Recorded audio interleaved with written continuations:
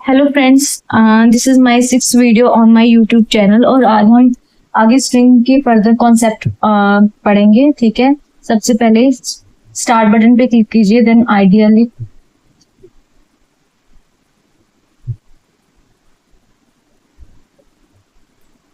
Okay file पे जाइए, then new file,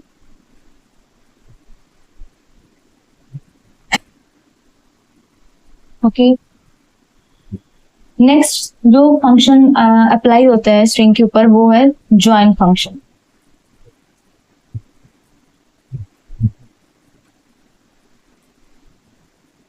join function में अप्लाई होता है लिस्ट ऑफ स्ट्रिंग, मतलब लिस्ट के ऊपर जो स्ट्रिंग की लिस्ट होती है उसके ऊपर क्या हम ज्वाइन फंक्शन अप्लाई करते हैं। एग्जाम्पल से समझते हैं। ठीक है, मैंने डे नाम का एक वेरिएबल दिया है,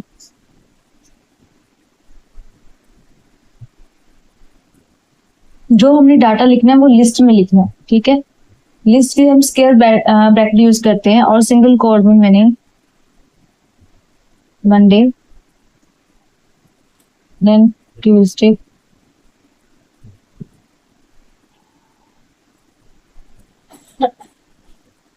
ठीक है। Next another variable S is equal to double quotes dot join. ठीक है, ज्वाइन को अप्लाई करने का जो तरीका है, जो फॉर्मेट है वो डबल कोट्स, ठीक है, डॉट ज्वाइन। ठीक है, ज्वाइन किसे करना है? डेज को करना है। सेव करते हैं,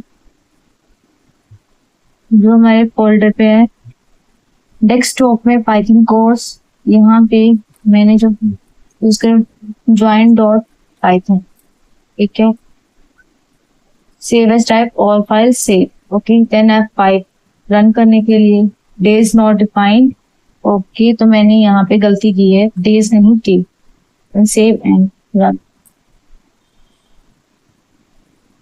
ओके,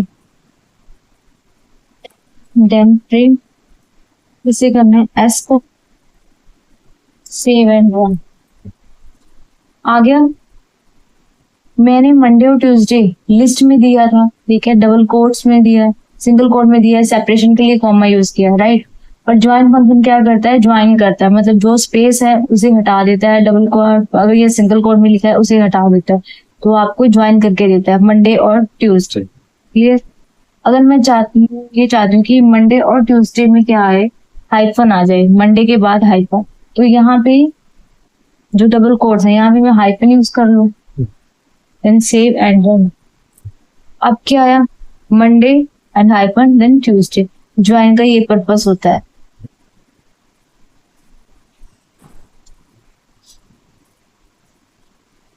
नेक्स्ट इंपॉर्टेंट है स्ट्रिंग स्लाइसिंग।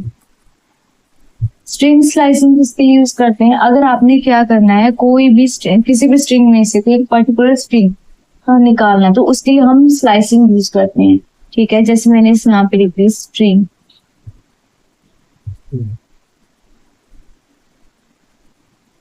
हेलो, ठीक है, then print str string, str जो वेरिएबल है, ठीक है, स्क्वायर ब्रैकेट में।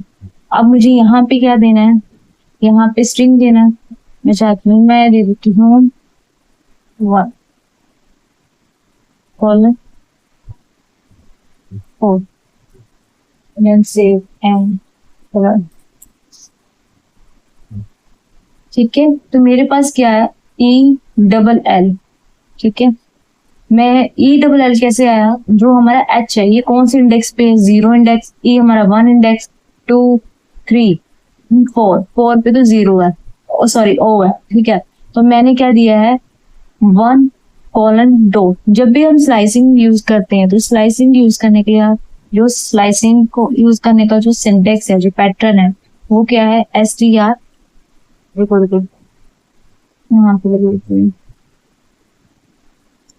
जो स्ट्रिंग है आपका, ठीक है, यहाँ पे आपको देना था star colon then stop.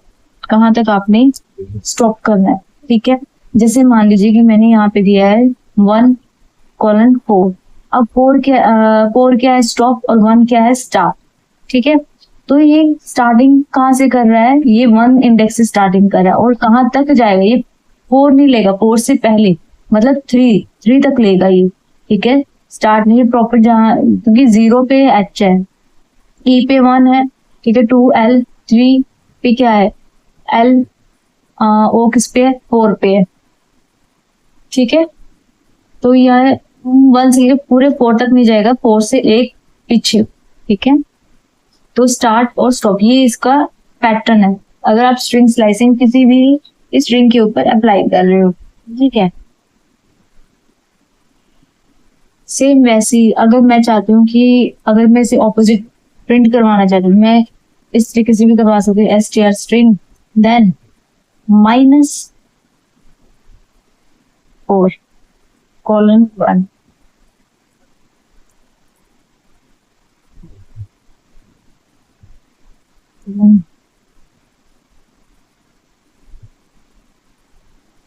Same answer आएगा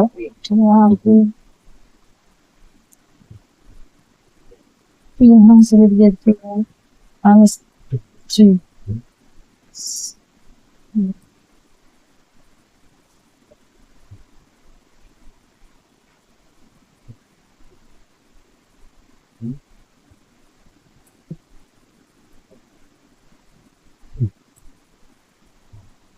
क्लियर हुआ।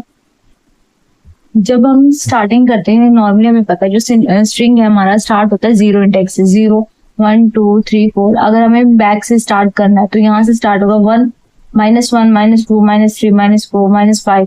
तो इस तरीके से अब मैंने यहाँ पे क्या दिया है, स्टार्टिंग में दिया -3, ठीक है। तो -3 से स्टार्ट होगा, यहाँ से -1 ओ पे आ गया, -2 यहाँ पे एल पे, -3, ठीक है। मैंने एंड वाला स्टॉप नहीं दिया तो वो पूरे एंड तक जाएगा। क्लियर हुआ। नेक्स्ट हम करते हैं, जो नेक्स्ट हमारा फंक्शन है स्ट्रिंग रेपिटेशन। स्ट्रिंग रिपीट,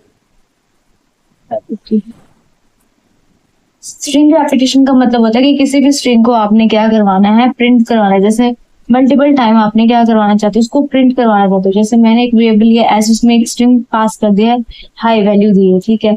अब मुझे इसे क्या करवाना है, प्रिंट करवाना है।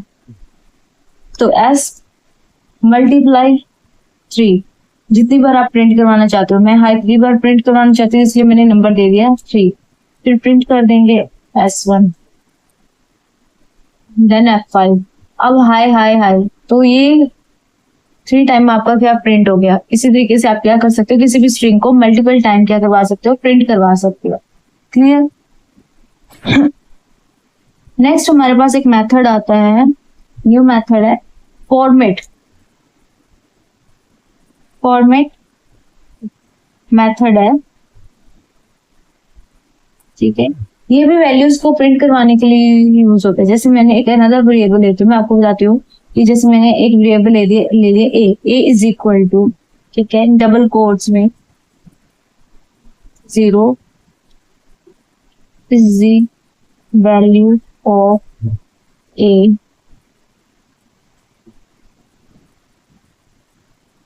ठीक है,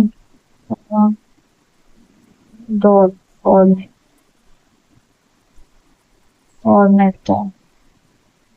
ठीक है। अब यहाँ पे क्या है कि जो ये 0 है, ये 0 क्या है, ये इंडेक्स नंबर है, ठीक है। यहाँ पे मैंने ए का क्या दे दिया, इंडेक्स नंबर दे दिया। और यहाँ पे मैंने एक मेथड अप्लाई किया डॉट फॉर्मेट, ठीक है। यहाँ डॉट फॉर्मेट के अंदर मैंने क्या एक वैल्यू पास की है 10। अब ये जो 10 है ये कहाँ जाएगी, 0 नंबर के इंडेक्स पे, ठीक है। मतलब ए का जो इंडेक्स जनरेट कर दिया 0, अब वहां पे क्या प्रिंट हो जाएगा, आपका 10 प्रिंट हो जाएगा। क्लियर। अब इसे प्रिंट करवा के देखते हैं, S1 देन, सॉरी मैं ऐसे कमेंट सेक्शन में रखना भूल गई।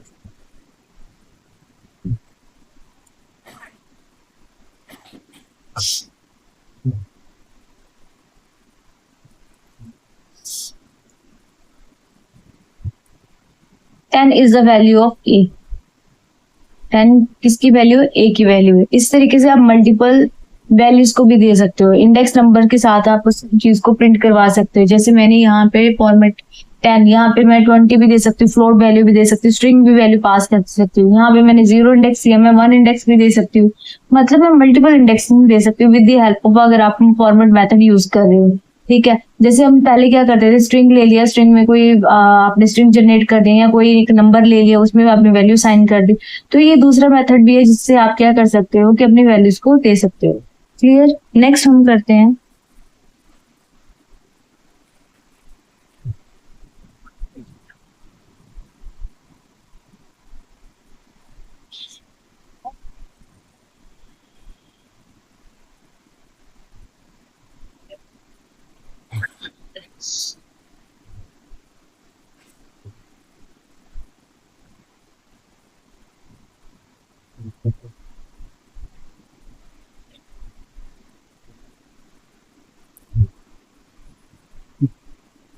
नेक्स्ट कुछ फंक्शन है स्ट्रिंग्स की। होगा न्यू, एक न्यू फाइल ले लेते हैं, कंट्रोल एन,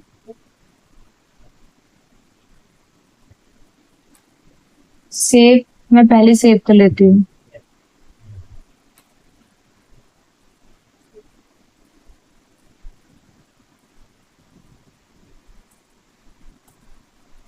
ठीक है, पहला जो आपका जो मेथड परफॉर्म होता है, starts with, start with function. Start with function का मतलब होता है कि अगर आपने कोई स्ट्रिंग लिया हुआ, आप ये चेक करना चाहते हो कि वो जो स्ट्रिंग है, ठीक है, आपने जो स्ट्रिंग है वो उससे स्टार्ट हुआ है कि नहीं। ठीक है, और ये जो आपको वैल्यू रिटर्न करता है, ये वैल्यू रिटर्न करेगा बूलियन में।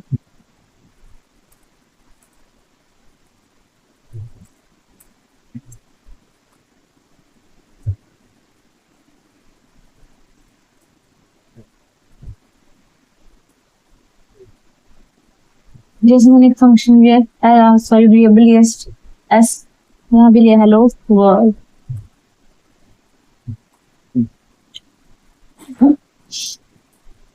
प्रिंट करवा देती हूँ एस डॉट स्टार्ट्स विद। अब मुझे ये चेक करना है कि जो मेरा स्ट्रिंग है वो स्टार्ट हुआ है हेलो से। ठीक है, तो ये प्रिंट करते हैं, सेव एंड रन। ट्रू, क्योंकि मेरा स्ट्रिंग हेलो से ही स्टार्ट हुआ है। ठीक है, इसी वर्ड से स्टार्ट हुआ है।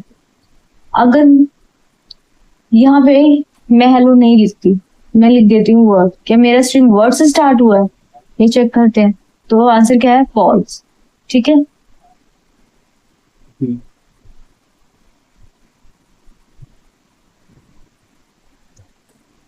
नेक्स्ट हमारे पास है फंक्शन आता है एंड्स विद। तो print S dot ends with, ends with word, check करें, ट्रू। मेरा जो स्ट्रिंग है वो एंड किससे हुआ है? वर्ड से ही ट्रू हुआ है। ठीक है, तो ये मेरा जो सेकंड था, ये था एंड्स विद। क्लियर हुआ? Third is alpha. इस अल्फा का मतलब होता है, ये चेक करता है कि जो सारे करेक्टर है वो अल्फाबेट, उनमें कोई नंबर तो नहीं है, ये चीज चेक करने के लिए। ठीक है, मैंने वही वेरिएबल लिया है एस नाम का, यही चेक कर लेते हैं, चेक करके देखते हैं। प्रिंट एस, ठीक है, डॉट इज अल्फा। अब चेक करते हैं, ट्रू, क्योंकि मेरा जो स्ट्रिंग है उसमें सारे अल्फाबेट ही, कोई नंबर तो नहीं। अगर एक नंबर है तो अब चेक करते हैं, अब क्या हो गया? अब फॉल्स आ गया। कि इस अल्फा का काम ही क्या होता है कि ये चेक करता है कि जो सारे करेक्टर्स है, ठीक है, जो स्ट्रिंग्स में जो सारे करेक्टर्स हैं वो अल्फाबेट ही। ठीक है, नेक्स्ट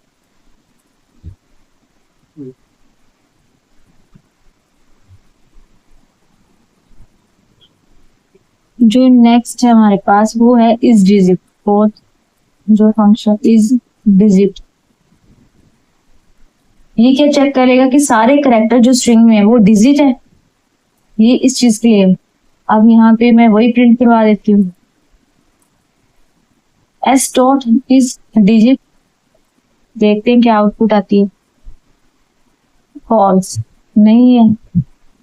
अब जो स्ट्रिंग में, क्योंकि स्ट्रिंग में जो सारे करेक्टर वो डिजिट नहीं है, अब यहाँ पे मैं 1 लिखा है पूरे डिजिट। अब चेक करते हैं, अब भी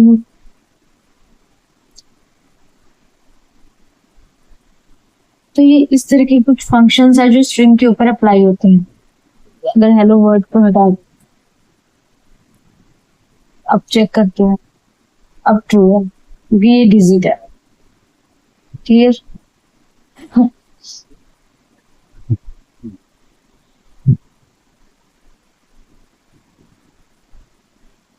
ठीक है, नेक्स्ट हमारे पास आता है is, sorry is lower. Is lower में क्या होता है कि आपने देखना है कि जो आपके करेक्टर है, ठीक है, स्ट्रिंग में जो करेक्टर है वो लोअर केस में है या अपर केस में है। तो अब मैंने यहाँ पे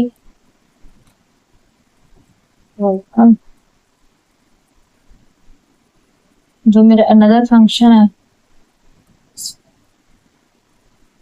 डॉट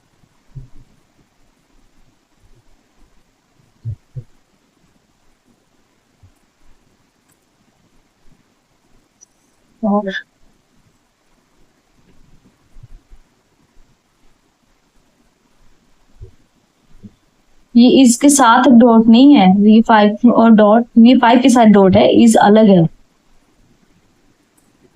तो प्रिंट चेक करें, S dot is lower,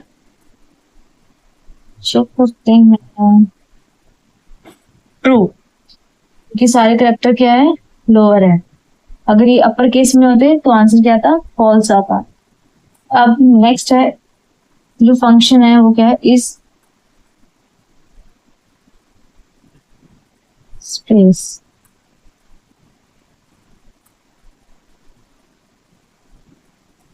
S dot is space,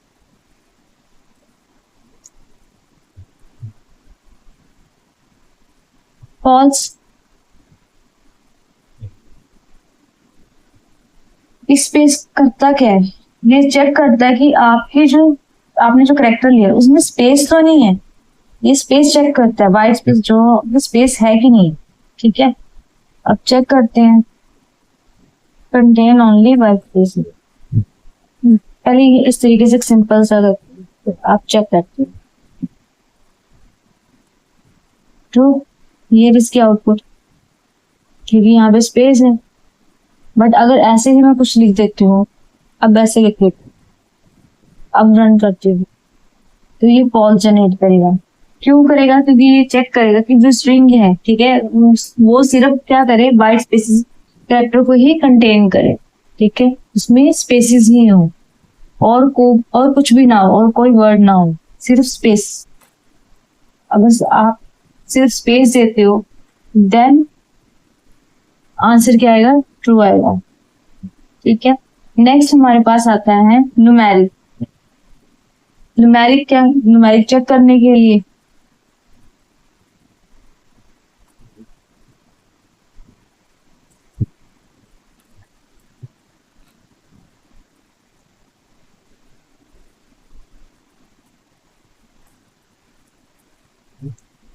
S dot is numeric, then save and true. यहाँ पे क्या है, इस स्ट्रिंग में एस नाम के वेरिएबल में क्या है, स्ट्रिंग 1 2 3। नेक्स्ट हमारे पास फंक्शन है स्वैप केस।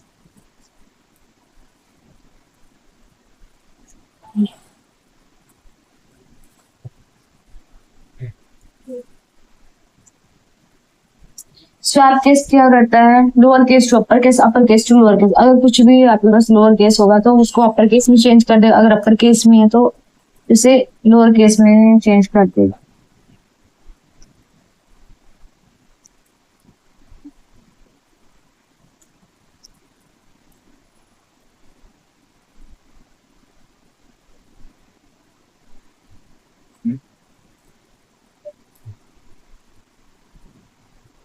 ये lower case to upper case, अगर अपर केस में स्ट्रिंग है तो लोअर केस।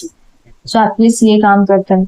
नेक्स्ट हमारे पास इंपॉर्टेंट फंक्शन आता है 9th नंबर पे, जेड फिल। जेड फिल, ठीक है। जेड फिल क्या होता है? अगर आपने कोई भी स्ट्रिंग लिया हुआ, उसमें कोई एक वैल्यू पास की, ठीक है, बट आपने उसकी लिमिट सेट कर दी कि इसमें सिर्फ इतने ही नंबर्स आने चाहिए, इतने ही करेक्टर होने चाहिए, तो वो उतने ही आते हैं। मतलब हम जैसे पासवर्ड में लिमिट सेट करते हैं ना कि 4 से ज्यादा ना आए या 3 से ज्यादा ना आए, तो जेड फिल वहां पे सूट करते हैं। जैसे मैंने यहाँ पे लिया एस नाम का वेरिएबल लिए, ठीक है, तो अब मैं प्रिंट करती हूँ। प्रिंट मैंने लिखा एस डॉट जेड, कहा जेड फिल, ठीक है। इसकी लिमिट सेट कर दी मैंने 4। अब चेक करते हैं, 0 क्या है, बाय डिफॉल्ट आ गया, ठीक है। मैंने लिमिट कितनी सेट की, 1 2 3 4 4 की लिमिट सेट कर दी, इससे ज्यादा नहीं आनी चाहिए, ठीक है।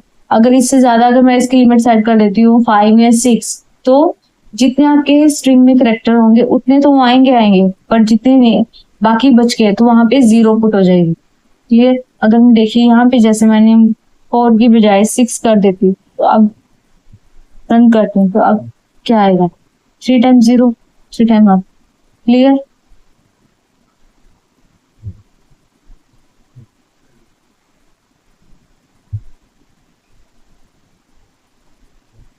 नेक्स्ट हमारे पास फंक्शन आता है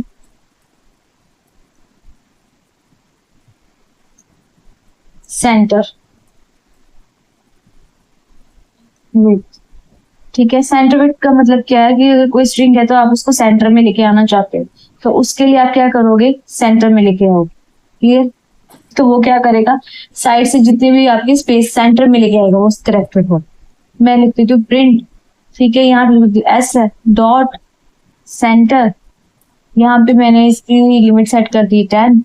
अब चेक करते हैं ये सेंटर कहाँ लेके आएगा, ये रहा 1 2 3, ठीक है। तो ये इस चीज को सेंटर में लेके आया। क्लियर?